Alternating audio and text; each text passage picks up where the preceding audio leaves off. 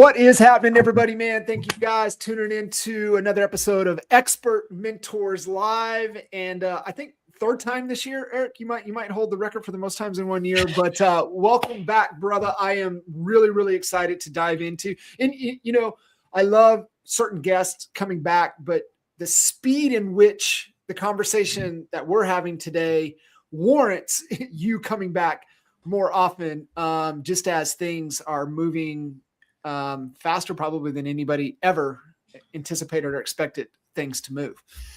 It is wild. I can't even begin to describe the pace. I've never worked in something where the pace is like this. And we're actually going to talk about the perils of that too. I think that's important to talk about. But yeah, the pace is crazy. It is absolutely insane. I was obviously here in Pittsburgh talking obviously in the number one EXP team's office in PA.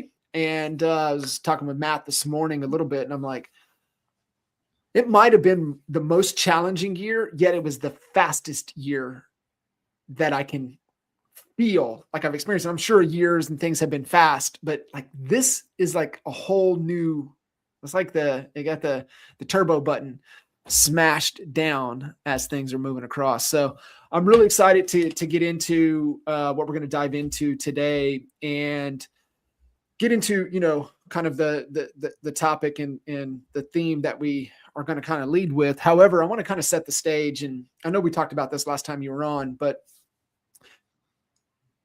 kitchen table, you zoom in June and you pose the question. And it's the one thing that I've known the number one consumer complaint for the last couple decades, maybe even longer, has always been lack of communication from the real estate professional majority, right? That would kind of lead. There's some other things, but you're like, brother, listen, you know, that's changed. And I'm like, okay, tell me more.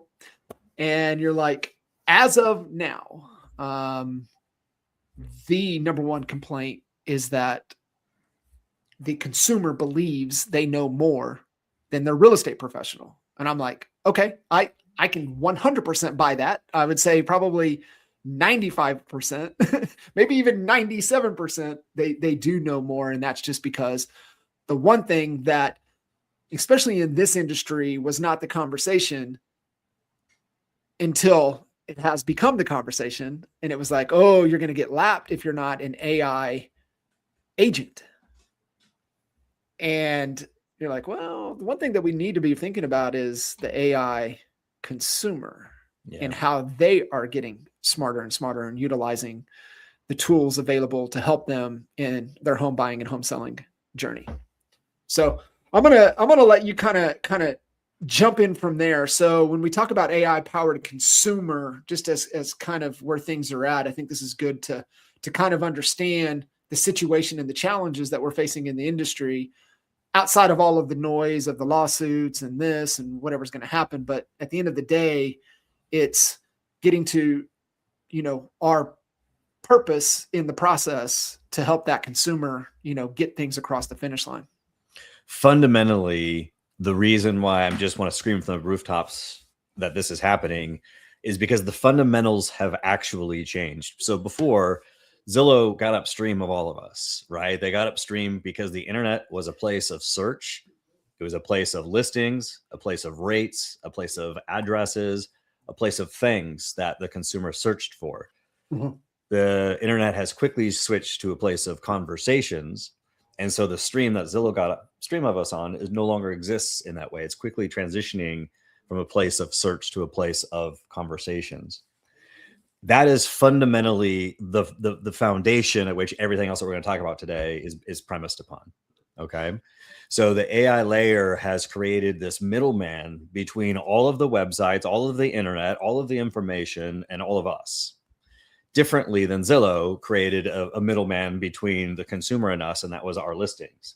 The middleman has changed. Does that ring true so far? Make sense? Yeah. Okay. Yeah. The thing for people to really understand is that when people interact with AI, 93% of the time, those interactions do not like progress into them clicking through to view a website. So most of the conversations that are, so if the conversations are, I'm sorry, if the if the transition is happening online to conversations and 93% of those conversations don't result in clicking through to a website, that has to fundamentally like scream red flags about what the consumer is doing, where they're going, and we have to go to where the puck is, skate to where the puck is going, John. Yeah.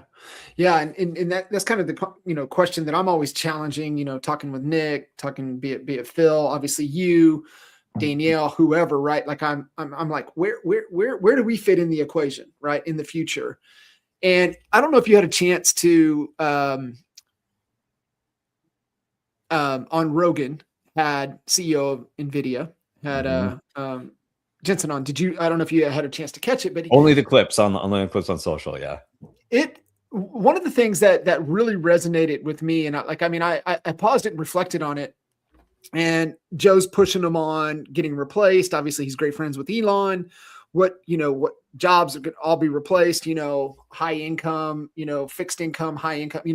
Where Elon's, kind of his thought process around it. And he had an interesting take on it. He's like, "Listen, Joe, if your job is a task, you will be replaced." Mm-hmm. He said, "But if your job has purpose, then you won't be replaced."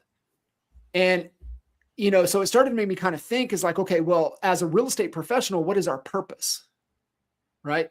So where do we need to live? What is our value proposition? What do we do to fulfill that purpose? And so that was kind of, where, my mind has kind of settled in within the real estate profession is okay, what is the purpose? Where is the puck, like you said, going to where now we fill a void that the AI driven consumer doesn't feel enough to take the thing across the finish line themselves. So kind of, if you use that kind of context, what immediately comes to your mind? I mean, this is your world. So like, where do you see that, especially in the real estate industry, to where agents, as we're going into the new year, the new personal development, what skills am I going to improve? Like, where should their attention and energy be focused to really enhance their purpose? I just wrote a manifesto about this. This is my first public works. It's called The Empty Room, and you can get it at ericpost.ai. And the reason why I wrote about the empty room is because of this exact scenario right here. So how everybody is using AI currently is essentially to scale the things that we're already doing. Like the question is, how do we do the things that we're already doing either faster or cheaper is what everybody's asking. That, John, is a zero-sum game, because you can only get to nearly instant. You can only get to nearly free. And so it's a zero-sum game. So then my question is, then what? So if those are table stakes, that everybody needs to be fast and efficient, the question is, then what? So our whole industry, and this isn't siloed, like we're not special in this way. Every knowledge-based service industry, medical, legal, financial services, anything to do with like giving advice and like walking people through a scenario and any sort of sales, this is the same situation. And so quickly we have to understand our job is not the knowledge worker anymore. Our job is to be the wisdom worker. The knowledge worker back in the day was like, hey, John, let's say that you specialize, veterans or FHA loans. Your job was so every consumer knew that you knew more than anybody else in your marketplace about FHA and VA loans. Okay, you were the knowledge worker. That is not the worker they need today. They need the wisdom worker. They don't need John to know everything about FHA and VA loans, because you can find out that instantly. Any detail you can find out instantly right on your phone. And really accurately with GPT 5.2 or Gemini 3 or Claude 4.5 Opus. Like, they're really freaking smart, right? Yeah. So if that's true, then now the consumer needs to go, oh, John really gets us. John really understands us. That's the feeling that you need to give the consumer today, not that John knows a lot. And that's another fundamental shift that we just have to kind of like, our place in the world is in this wisdom work order, personalization at scale mode, not a lot, not that you're always available. Those are things that are replaceable by AI. That's a commodity thinking. That's low energy thinking, right? Because those are the table stakes. So when I said 3 years ago, when I started this, John, that like AI is not here to make your life easier, because everyone's like looking, oh, great, now I don't have to do this in my job. Great, now I don't have to write listing descriptions. Oh, great, now he can write my emails for me, right? It was like this relief of the drudgeries of things. Well, that's not what the consumer pays us for. Right. And so like us just lowering the bar of what we have to do is the opposite direction. The bar is being raised by AI, and we just have to meet the consumer there. right? So I love what Jensen said about that, because what I've also been saying is that everybody is at risk with the exception of the top 10% or the top 25%, right? The best Yeah. of the best, Right. right? If you're the best of the best in any job, you're going to be safe for your whole career. Below that, if you're giving good enough answers, so can GPT-5. Yeah. That you're so spot on, right? And I feel like we were maybe a little ahead of our time with NAEA, and where we kind of drew the comparison between the expert advisor, that was kind of our stance, expert advisor, proven repeatable system backed by market research to sell your home for up to 18% more than traditional real estate agent. Would you like for me to show you how? And really becoming what that means to be in that top 20%, top 10, top 15%, because then everything else is just AFA, which is the average frustrated agent. So we kind of picked a fight with the average agent in the marketplace, and we're starting to really, AI is exposing it as that, what I mean? It's exposing the, it feels like it's exposing the 80%. And as we continue to position to be able to get into that top 10, top 15, top 20, because that is operating with a purpose, right? Not just being an order taker, but you said something as the wisdom worker. What would you define as wisdom? So wisdom, like I love to look for, thought leaders in all sorts of spaces. And one of the thought leaders I actually really enjoy listening to just in general is Rick Rubin. I like his thoughts on creativity. I like his thoughts on intuition. I like his thoughts of like plugging into things that are bigger than you don't quite understand. And therefore you get out of your own way and you just become you have a certain genius that he taps into, gets in his genius zone. He's the biggest producer of all time, but doesn't know how to, operate a soundboard. He doesn't sing, he doesn't play a musical instrument, right? So to me, he's fascinating, but he's got a great view of AI because he really understands that AI does not have taste and AI does not have a point of view. Humans give it taste and a point of view. So, and unless you have a point of view or unless you have taste, then you're not going to be able to work with AI very well, because it's just going to give you the generic answers and it's just kind of this thing. But if you understand clearly that you are the tastemaker, you are the one with the point of view, then you can have a special collaboration with AI and get nuanced answers and do different things for your customers that nobody else can. And so that's what I mean by the knowledge worker. Like you start heading into this understanding of this personalized approach that, planting seeds of these personalization, sort of interactions with your customers is way better than how fast and how efficient can you be. You're spot on. I mean, I obviously love getting books, and you did it right. You sent his book, and you had the little earmark in there, and and so I was like, okay, and going in there, and that chapter, and I've read it. I read it on stage in Cleveland with Rick, and not trusting the process, but having faith in the process. And I don't know if I told you the story. So in July, Leanne and I were in Key West, and we were there over the weekend, and she's like, I want to get up and go to church on Sunday. I was like, okay. You usually don't think Key West and church if you've been to Key West. You usually don't put the two and two together. Yeah, that's funny. And so we brave our way, and it was different. I'll put it that. And we're in there, and I'm in for the message, right? She's in for the songs and the music and all. And so obviously a little bit of obviously what the message is, but I'm there for the message, right? I want to know. I'm big on the stories. I want to know the principle, and then how you can apply it to your life. I think that's why I like Extreme Ownership. Jocko's books. Goggins' books, that kind of follow that format. Let me tell you a story. Let me distill the principle, and then how you can apply it to your life. And the message that day was blind athletes, and gave the example of a blind downhill skier. And you don't go downhill skiing blind by yourself.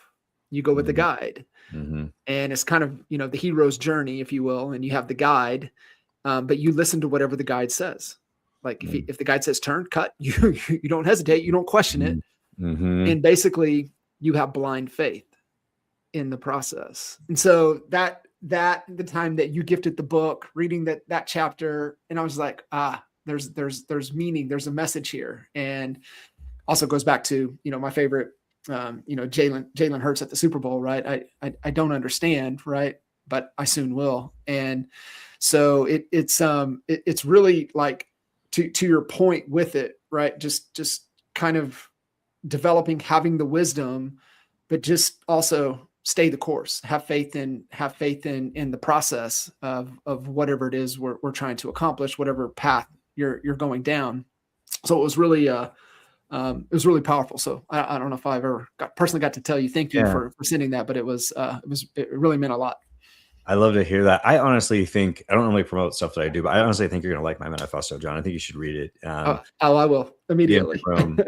The premise of the empty room, the reason I wanted to write that is because I was just thinking about how do I convey, this idea of the AI powered consumer, and yet industries are looking to create the most efficient, experience. And people do want an efficient experience. They want a consistent experience. They want a transparent experience, but they also want a memorable experience. Mm-hmm. And it's got to be the combination of all four things. And so the ones that get this right use the AI to create the memorable experience, not just the efficient and transparent experience, right? Because then the question really is, then what? Then what is like, what if everyone's fast and almost cheap? Then what? Everybody's a commodity. So you have to answer the then what? What is your unique wisdom value that you bring? So as an example, the knowledge worker, like if you're in a meeting and you're doing a buyer consultation client, right? And you're in a meeting and you're really like making sure they understand the process, okay? Well, now with AI today, like the wisdom worker, they would know that they've got their AI note taker there, or either in person or over Zoom, right? And so what they're doing is that they're now looking to see the moments where like she reaches over and like touches his shoulder, right? Or he like kind of crosses his arms and kind of like, changes his body position. You're able to be more present in that way to see like those moments that the AI cannot pick up in the transcription, and the AI won't be able to pick up if they're just searching Zillow with ChatGPT. That's the human soft skill that agents can really lean into. Is those moments that you recognize that the AI cannot do, because AI can process anything faster than you, can memorize every line of every contract faster than you, knows every statistic about every market better than you do. You can't compete on the machine with those things. Mm-mm. So the manifesto is just kind of about that, how to make that. I can't wait to dive in. And one of the things you said right there is experience, and part of that wisdom. And I think part of purpose is being able to create that, design and craft that memorable experience as they're going through even the home buying and home selling process. Mm-hmm. I've sent you some stuff with Roland Fraser. He's more of an M&A guy, right? Acquisitions and kind of plays in kind of the ballpark, consulting for equity, M&A guy, kind of like what Cody Sanchez does, Main Street, acquiring Main Street businesses. But what Roland kind of rolled out earlier this year is the things with a lot of the consulting and what they're seeing is the consolidation of functions within the traditional org structure of companies as they continue to grow. Instead of having 6-7 seats at the table, it's really consolidated into like 4. He's like head of company, head of growth, right? That's balancing sales and marketing. Then you're bridging the gap with ops and finance, right? Because even think about even in real estate, right? So much of the stuff can be automated. There's so much that AI can do on the back end side of things with contracts and processing and a lot. But so you're able to bridge the gap with there. But the other piece, the new piece at the table that he's talking about, and it ties right into this, is head of experience. And like, I think about this, especially, I work with, individual agents to some of the top teams on the planet. And anywhere from, one with a couple support to, 150 agent kind of dynamic structure. So you have that experience with buyers and sellers, but you also have the experience with your agents on your team, right? So that is such a critical component. When he said that, I was like, gosh, dang, that makes so much sense. And we learned this early on back in the Lawton, Oklahoma days, Eric. Like we, just like everything that we did it out of, touching the hot stove too many times, right? Just out of pain and necessity. And this is when, things weren't selling.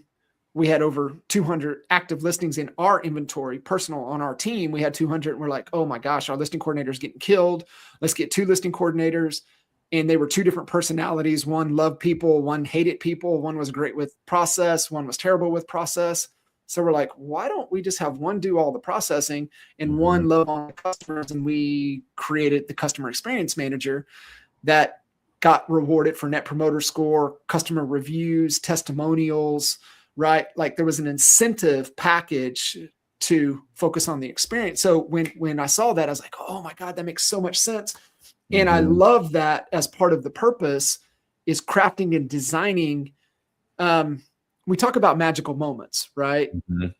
Magical moments don't just happen. They're designed, right? You design magical moments. So I think part of the purpose package within your business to where the puck's going is like, how can I design magical moments in a real estate transaction for our clients, right? Like that's not a commodity. That's where you can really differentiate and win. It's so funny because we talk about this and it sounds obvious, right? It sounds obvious, but for some reason it's not, because that's not the way that people are generally operating their businesses. So where the puck is going, just let's back up with a little bit of statistics, John, just so we know, like, these aren't just opinions that we just have, right? We all know ChatGPT was really the fastest application to get to 100 million users, right? Like people say Instagram threads were, but that's only because they converted, Instagram to Threads accounts. No, they didn't get 100 million people fast. How many people signed up for Threads and then is actually going back to Threads? So you'll see stats with Threads at the top. That's just because they converted. I get tricked into going back to Threads. I click on a post. I'm like, oh, that's take me to Threads. I'm out of here. A ghost town. Yeah, I got it right. And that's the opposit of the trends aren't just like kind of steady that people are going to AI. Is like, last month alone, I think it was October stats now, but it was nearly 6.2 billion visitors, had to ChatGPT. They had 6.2 billion site visits, 6.2 billion, right? There's 900 active weekly users in ChatGPT now, just ChatGPT alone. Right. Like, so I'm talking about an exponential just boom in the transition from the internet of search to the internet of conversations. And I want people to understand that, like, now we have statistics that ChatGPT and Gemini, they release some statistics. So we know now that more than 70% of the messages used inside of ChatGPT is for personal reasons, like about buying a house and getting a loan and moving schools and where to go for a restaurant. Right. So those are the types of conversations. Nearly 30% they're looking for advice. Over 22% are looking for like sort of information, like how to like teach me things. And nearly 30% is in writing, like help me like communicate things. So they're not searching for houses. And so there's lots of people in this industry that are teaching AEO or GEO or how to be found by ChatGPT, but they're teaching agents thinking like the agent, not like the consumer. They're teaching the agents how to rank for like top 10 agents in, Cleveland, Ohio. That's not what the consumers are using ChatGPT for. No way. No. Does that make sense? They're upstream of those having conversations. So we want to talk about like optimizing for the right sorts of questions too online at some point. Yeah, no, I you're so spot on. And, I know kind of in the SEO is dying and where, GEO, I want to get into that with you, but like, I'm guilty of it. Like I'm still the Google guy, right? I'm going to go to Google first. That's my default. It's been my, default behavior for however long Google's been around. And I get mad if Gemini doesn't give me a breakdown. Like I will refresh or I'll click the button. I'm like, what are you doing here? Give me a breakdown. Where are you at? Tell me. And like, you're so spot on, man. I don't click links anymore. Like I don't like, some things that I'll look at it and I'll be like, let me look a little bit more, right? Because I have a little bit more intuition and to that wisdom, if you will, to be like, but that's also part of my discernment, right? I just kind of my working genius. So I'm kind of wired to challenge and question everything. And so most of the time, Eric, like I'm good with what it gives me.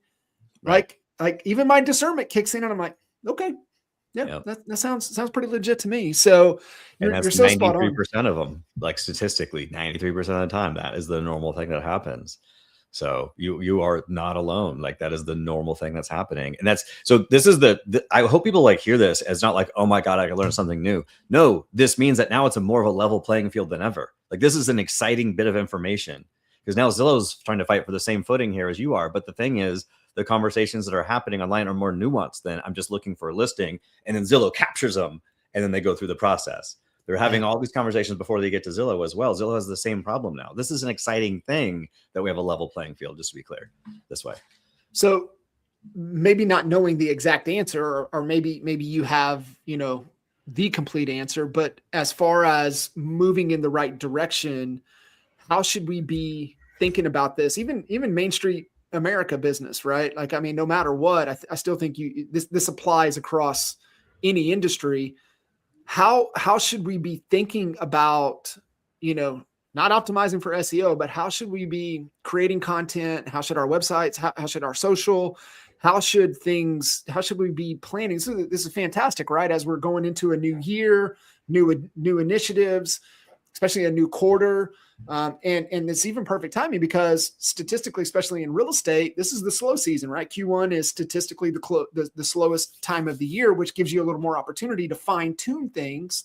Mm-hmm. What are some of the things that, no matter if we're mortgage, if we're title, if we're, doing contract work or home inspections or whatever, that getting a massive bite of this apple within the real estate space, how should we be thinking about content online moving into the new year? The first weird, I'm just going to say it's weird because it feels weird for me to say it out loud. So the weird concept we have to get used to now is that we no longer just write our content for humans.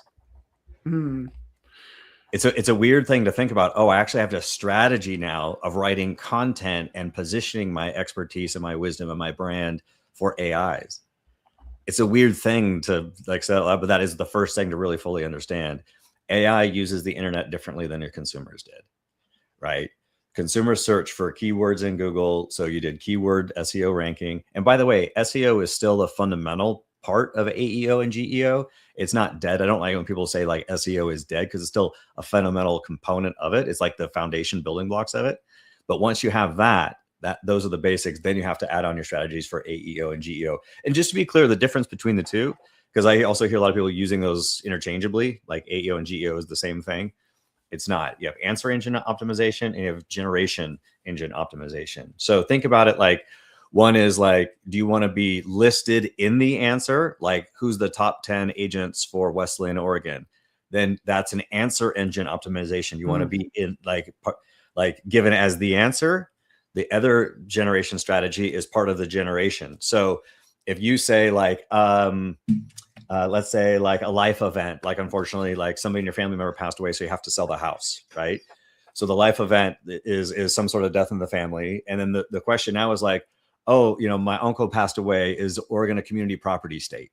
Like that sort of like generation question. So now the AI has some information in its training data, but also searches the internet. And if you notice, it'll cite the sources, like where did it get, what online source did it use to give you the answer that it generated? So you can be part of the answer or you can be part of the source. That's the voice of authority. It's noted in the generations. Those are two different strategies. And people kind of don't understand the two different things, but they really are two different strategies, to be clear. Okay. And I'm sure you can ask AI to help you develop the strategies to differentiate between all three, right? Well, actually, it's funny. You can a little bit, but unless you're the expert in it, the AI is just going to give you the generic answer, almost like anything else. So, AI can only give you as good of an answer as good of your question. And unless you're the expert, you don't know how good your question can be. So you get stuck in these little loops, like there's these ceilings, right? Yeah. So I built a whole piece of software for it. In fact, your users are going to be able to use this. And because I wanted to monitor our own brand, and then I also wanted to understand what my competitors are being talked about online. And then also want to see like, over time, if the competitors are like releasing pieces of content or information in a specific topic, and now Perplexity is picking them up more, I want to see that. So I build a piece of software, man. I'm calling it Halo, and so it monitors a brand across all 5 large language models. That's Grok, Perplexity, Gemini, Claude, and ChatGPT. And it also works with you to help you realize what conversations do you want to be a part of. Which is the important part, meaning like you have these life events like I talked about, like what happens, death, divorce, debt, things that, need to upsell, downsell, these sorts of life events. Then you have the problems they have to work through to get to it. And then they have the search for the agent or the property. So there's 3 different things. So the system kind of walks through and like helps you decide what conversations you just want to be part of. And so this isn't actually different thinking. Like the reason why people want to do open houses before, John, is because that got you into conversations about real estate. Yeah. right? You were in the flow of home buyers and sellers having conversations about real estate. That's why agents do open houses. This is the same sort of thinking. You just got to strategize. Okay, how do I be part of this conversation between my consumer and AIs? And then you run that game forward, right? So the software helps you run that game forward as content building software. So it identifies everything you need to do and helps you write the content specifically, both for humans and for AI, both. Wow. So being able to tap into, the information that's sifting and sorting all the noise out there, but it's feeding you, kind of curating your own, feed based upon what's important to you and your goals and what you're trying to accomplish, then that allows you then to develop the content strategy from that point, right? Exactly. So kind of write things right order, right? Right things right order. And you have to have the information first, the data first. You have to be able to know like what the conversations are being said, what AI is talking about, what sources it cites, what competitors it mentions, and then you can have a strategy to game that system once you have all those factors. That's so amazing. And, the whole tool, right? Huzi, Satori, now Canvas, obviously with SparkPad. I mean, it was this whole journey for you was just kind of built out of a necessity to solve a problem for your daughter at school. Yeah. I think you've taken that. It sounds like you're still taking that same, I got this problem or I need this, so let me develop this to help me, solve through problems, and how the whole, really your whole ecosystem that you're building has come to be. The problem really, like, agents don't care, or nor should they care about AEO or GEO or SEO. They just want to be found. The best agent doesn't win. The most known agent wins. We know this, unfortunately. Right. People can be technically proficient and totally broke in this business. Mm-hmm. So, how do you get found? How do you get trusted? And how do you scale? Those are really the three things that you have to answer. And so the systems and the pieces of software that we're building are really like, how do you get found? how do you stay trusted in this new world? And then how do you scale? And it's kind of those three bullet points that we're trying to answer very clearly with AI augmentation. So we can take those best of the best, the people that really do understand the wisdom worker, that do want to elevate themselves, that do want to stay in the business for a while, and then make sure they're relevant as long as that they want to be. Yeah. That's really what I'm focused on. Dude, I love it. And, we were chatting before we hit go, and I was just kind of sharing a story with the client yesterday, right? Just utilizing, was it tool number one, SparkPad? Being able to use SparkPad. And we were in a coaching session, and we were kind of talking through, and she's got an incredible value proposition to where her niche is investor. She doesn't help them find the property. She helps them once they get the property rehab to sell the property.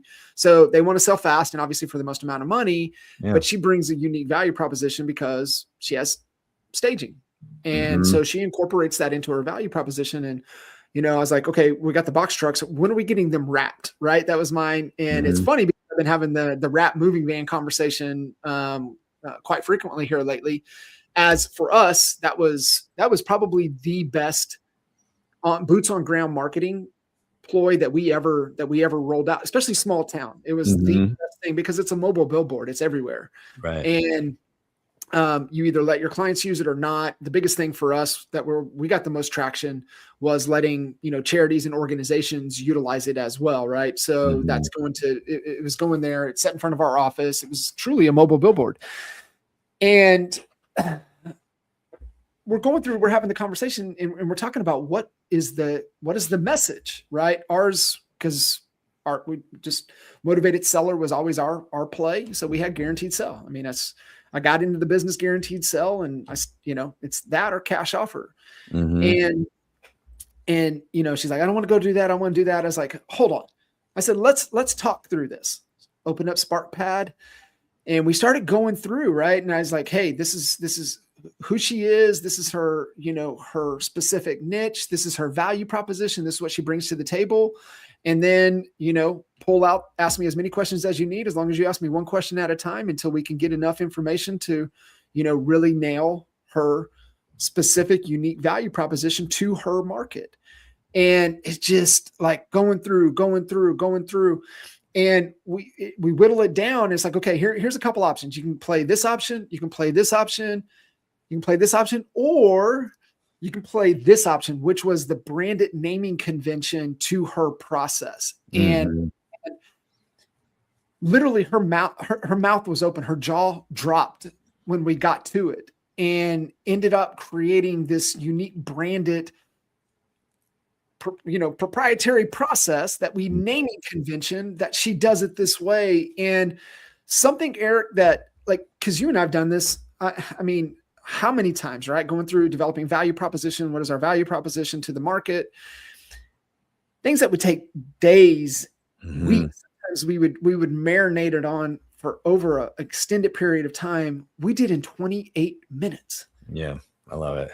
Dude, it was so amazing. She was blown away. And of course, built in, I was like, do you want me to email it to you? Yes, please email that to me. And, then able to forward it right over to her. And now she's off and running. Now she's got it. And what a great tool. And even to your point, right? Like even being able to work through with your clients and their situation. What are you trying to accomplish? I don't know. Let's walk through this. Let's talk through this.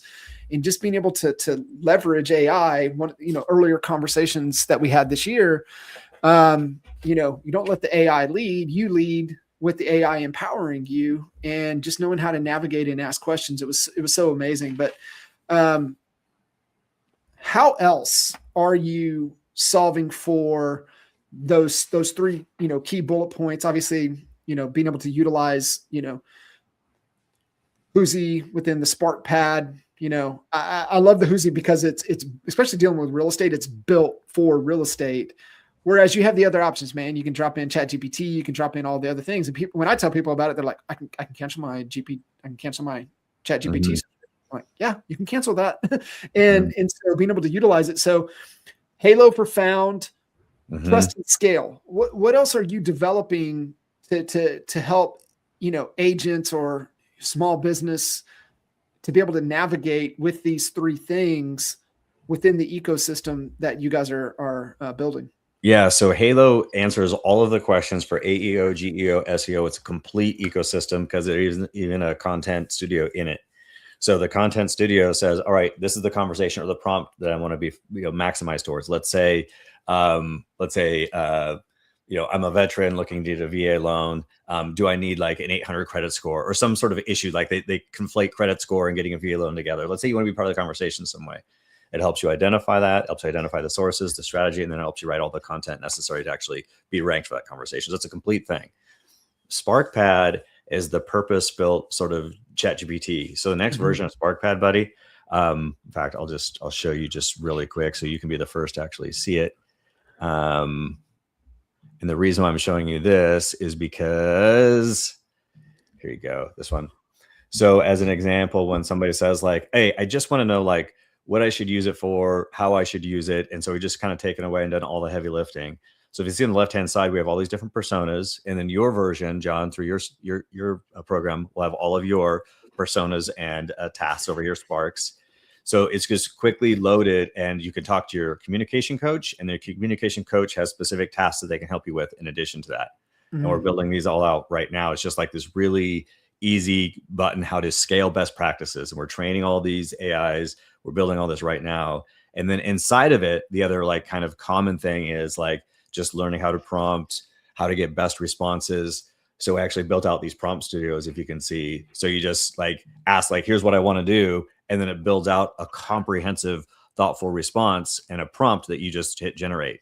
So you're having the AI leverage the AI to have the conversation you're orchestrating, not having to think about what to say and how to say it. Yeah. So this version of SparkPad, I'm excited. We're building it now.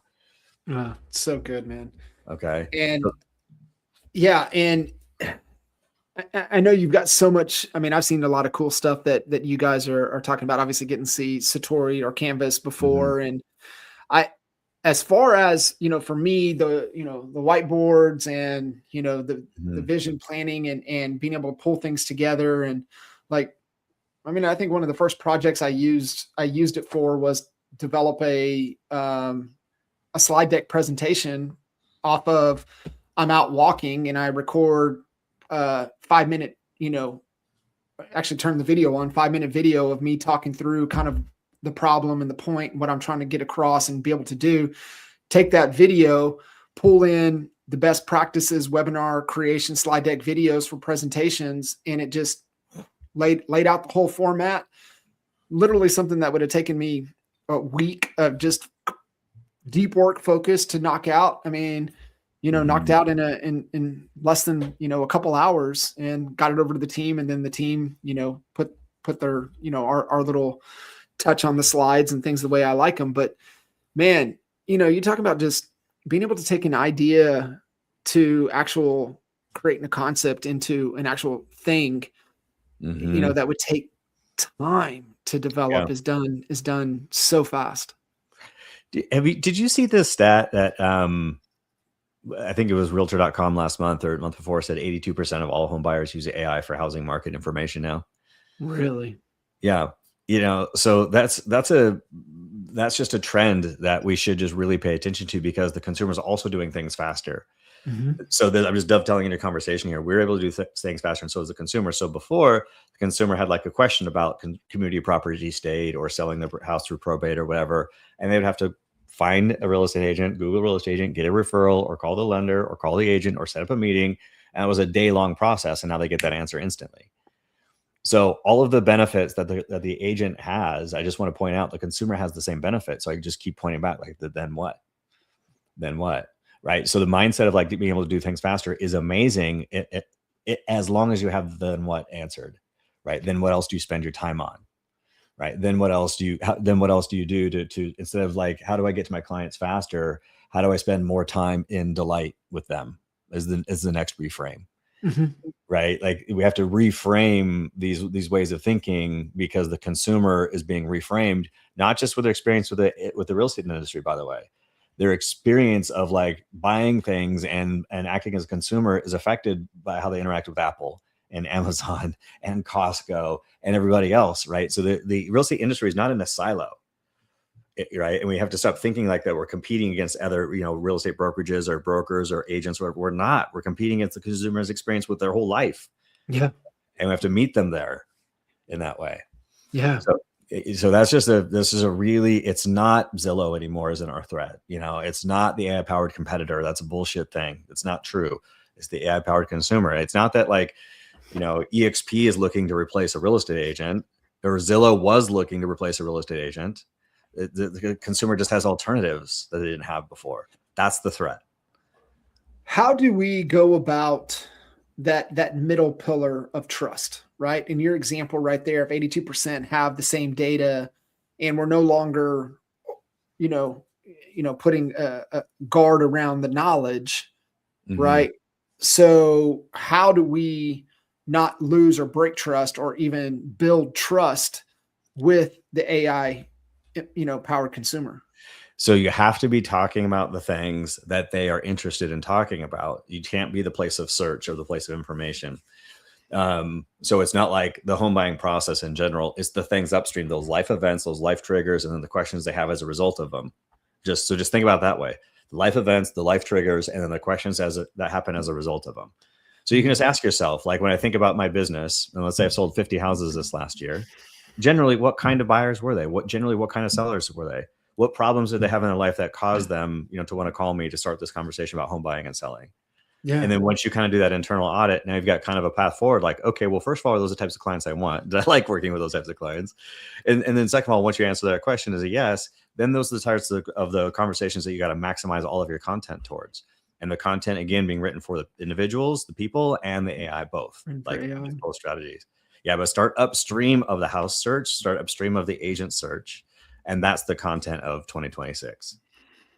Man, that's so good. I was thinking of a couple different things as you were saying that. One goes back to law number 1 of certified home selling advisor and law number 1 of certified home buying advisor, which is asking the tough questions. It's, what are y'all trying to do? What's the goal? What are we trying to accomplish here? What's causing this move? And so that really ties right into building a lot of content around those initial tough questions. But as you were also saying it, one of our clients that we've really helped dial this in at one of the best levels that I've seen to really niche, and she's continuing to fine tune it. We talked about it again last night. Renee Velasquez in Cleveland, and Renee, just through life experience of having to losing her dad, and then losing her mom, and then the siblings, the juggle of the family dynamics, and the estate, and doing all of those things as kiddos that we have to do for our aging parents. And as you were going there, she's really settled in on, she doesn't, talk about downsize or whatever. She talks about right sizing and really speaking the language. And she's like, we were having the conversation last night. She's like, I don't really know how to speak boomer, but I can speak the next generation. And yet the boomers got all the money. So she was kind of at, what content am I creating? Who am I speaking to? And kind of to think, and I'm like, well, Renee, right? That it's either the parents get out ahead of it and control things, or the kiddos get out and control things, or the thing just gets dumped on somebody's lap. And that's really the situation that, people find the estates and probate and end up into probate. And, she knows that backwards and forwards. And so that's why she's really exploiting it. So this is just, I'm using her as you're, I'm listening to you about building trust and content. I have her in my mind thinking about, just because we've done so much work, really nailing her, the ICP for her, she knows all of their pain points. So this is really good. Keeping in her mind, right, how you find and get the information and build the content to build trust, and then leveraging the AI for her to scale within that demographic that she's so focused on, to be able to run with and create that content at scale as well. Yeah. So there's a deadly middle ground, I think, that we need to kind of avoid, or people are listening to this, I hope that they avoid. So if you have a technology that allows things to do faster, better, cheaper, right? And you have still a human need. This is a complex sales process, home buying and selling. This is not a simple, I'm not buying a pack of gum, right? This is a complex sales process. So in that case, there's two distinct paths, and I'm worried that a lot of agents are kind of stuck in the middle.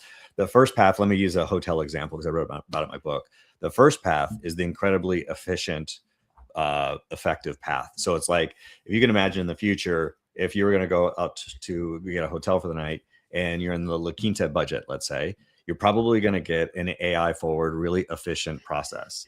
You're going to have an app where you check in at, you check in on the pad, when you get there, the door locks automatically, things are automated completely, even to the point of the relationship is automated. The relationship is optimized, right? Or if you go, say, at the Four Seasons, you're going to still get the very warm, human friendly, even though AI is in the background, helping with reservations, running credit card processes, and finding, how to market and all that stuff. It's in the background. There's still a people forward process and a very bespoke process. So the middle ground is like trying to do efficient and bespoke.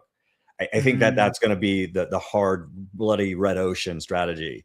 I think the blue ocean is either be wildly freaking efficient, like completely like transparent, efficient, consistent, or you still need to do that and be memorable. But you can't just kind of do a little bit of like customization and then kind of efficiency. I think you got to really pick. Am I going to be the type of like agent that like everybody can't not talk about me because of the memorable experiences that I created on purpose? I did unreasonable hospitality. I really approached it through that lens of unreasonable hospitality or unreasonable, efficiency. One or the other, but I think being in the middle is going to be kind of the death zone. That's going to be kind of a forgettable thing. My play in the real estate industry, and that's why I push Leanne on all the time, right? Is like you got to go top shelf. You got to go Ritz-Carlton. Like I don't see playing, especially in real estate. I don't see you playing in down less or affordable housing. Like, I mean, what is affordable housing? But I don't know if I want to play that game. And I'm like, if you've got a look, a feel, a brand, like I think the game to play, because you can get to the premiums, is playing the Ritz-Carlton, in all capital letters, unreasonable hospitality. All capital letters. Yeah. Bro, I'm so glad you said that. That's such a massive distinction that I think a lot of folks need to start making, what game do you want to play? One or the other, for sure. And either one are valuable and we'll have a future. I'm just concerned that the middle is the thing that's most Yeah. Like it'll be dislodged. And,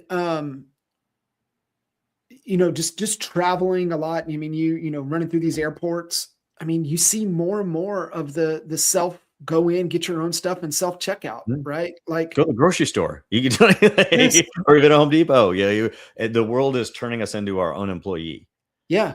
And you know what's crazy too? I don't remember where I saw it, but they had VAs on the screen, Yeah. right? Yeah. So, that's even, Mhm. keeping it super low with the VA, wage. Um, and then everything else is like, of course, cameras everywhere. I mean, it's just, that's such a massive distinction. So for me, my 2 cents talking to real estate professionals, and this is the people that I have the opportunity to coach. And I think a lot of people that are in coaching, especially working with me, they want that top shelf. They want that all capital letter unreasonable hospitality experience that they want to, the game and where they want to navigate. Brother, this is like, I mean, it's so good, so good. This conversation, and I love the focus on the wisdom worker. We're no longer the knowledge worker, and really focusing in on that high end. Focus on the experience and how can you craft magical, memorable moments, even in a real estate transaction. How can you do those things in that customer, the journey, the path that you take them from the first conversation till they're sending you tons and tons of referrals because of the experience that you provided for them and helping them accomplish that. One thing I do, Eric, before we wrap up, obviously go get the book. So that's at ericpost.ai. Can go get the manifesto there. Yeah, for sure. And even in the back, so there's even like, buddy, I wrote poetry in there. There's some short stories, parables. It's not just a boring, kind of a preach at you business book. And in the back also, I gave examples of prompts that you can use in any AI, Huzi or anything to help transition your thought process from the knowledge sort of like prompts and interactions to the wisdom sort of prompts and interactions. So there's examples in there, things you can copy and paste and everything. Yeah. And guys listening, it's Huzi.ai, but I would tell you to go to coachkitchens.ai. Yep. As we've worked with Eric's team over the years and developed some custom sparks based upon the things that we feel are really important to be able to install immediately into your business. And man, I even personally went through creating the ICP avatar for who we want to work with, who we want to recruit. And I'm like, okay, I'm sitting in, the Admirals Club in DFW waiting to catch a flight. And I start working on it. Bro, it's so good. Good. It's so good going through. And I had to like think about it. And then I was just asking questions and then navigating over here. And I'm like, I got to go catch my flight. And then end up getting, Wi-Fi on the flight, still working on it. And it really helps you, get crystal clear, like you said, especially, who you want to serve, the problems they have, the problems you want to help solve, and then can get into the 3 pillars that you talked about, making sure that we're creating the right content the right way. I can't wait to get a hold of Halo, to be found, doing the things to consistently and always build trust, and then leveraging, the ecosystem to scale, your efforts and what it is that we're wanting to accomplish. But before I let you go, I mean, Joel and I talk about this all the time, right? Like there's certain people within this space that you need to be in tune with. Obviously with us at EXP, obviously being in tune with Glenn. That's all Glenn thinks about. That's all he does. That's all he's consuming. That he's built his feed just to feed off of AI. I say 100% pay attention to what you're doing. And I told you this, a few times. I'm always betting on the jockey, right? Like been to the Kentucky Derby a couple of times, love going to the horse races, just fun, but I'm looking for the jockey, right? I want to play the jockey. And within the real estate space, there's been a couple that have really moved the needle. And I always tell people if they're, whatever they're doing, go do it. Howard Tager was one of the ones. The first ones with Tiger Leads, sold, non-compete, gets back in, has Lopo. I'm like, go check out what Howard's doing. The other is Dwayne Legate. Nobody I've ever seen do what Dwayne was able to do with Commissions Inc. Sold for an absurd amount of money. God bless him. he worked for it. He like nobody listened and iterate faster than Dwayne. And you're one of those guys. You know, the second I saw it in Cleveland a couple of years ago, I knew the first hire, right? And that's just kind of where I'm always looking is what's the first hire? And 20 global pandemic unlocked the, you know, the global workforce, the talent all over this planet. And so then it was like, go get a VA. First hire is go get Huzi. And I saw that, and what you've been able to do in such a short period of time, you listen and you iterate and you solve problems, and the way you really think about it. And so I know new podcast for you kicked off. So how can people get plugged in and stay consistent with you and stay in tune to the podcast? Yeah, we really wanted to thank you, John, for that. That was really kind of you to say so. I'm honored to be part of your group and talking to me about these things. These are conversations I think about 24/7. That's not exaggeration. I dream about it, you know, because it's so important we get it right. And I feel honored to actually, you know, have fingerprints that we can put on an industry in this way. This is a big transition time and a thoughtful experience when the algorithm is demanding speed and everybody's demanding efficiency. For somebody to step back and be like, actually, let's pause. Let's have a conversation about the consumer. Let's have how are we going to stay relevant, and what does that mean to stay relevant, right? So just creating that stillness that other people can pause for a minute and go, oh yeah, let's clear our minds for a minute. Let actually some divine intervention to like give us some clarity. You said clarity earlier. I don't know how you can operate in this noisy world unless you give yourself those moments of pause to think clearly through things. So yeah, I'm glad you said that, buddy. Thank you. Our podcast is Hey Huzi. And Hey Huzi is meant to be conversations. We talk about AI in healthcare, education, ethics, security, real estate, personal development. It's just the kind of intersection of society, personal development, and technology right there. So it's really been really fun to have that conversation. I love it, brother. I appreciate you. Thank I you, know we'll do this again and again and again, especially with the speed at which things are moving and accelerating, and you know, taking that time to, like we said, pause for a second, right? Sometimes, you know, got to slow down to go fast, and making sure that, you know, we're thinking about things the right way, and you know, understanding that we're the architect of our world and we get to design it the way that we want, but also have people like you in our corner to make sure that we're doing the right things in the right order. So brother, I appreciate you. Thanks, buddy. Cheers, awesome. you guys. We'll see you again. Thanks, Bye-bye. guys. See you.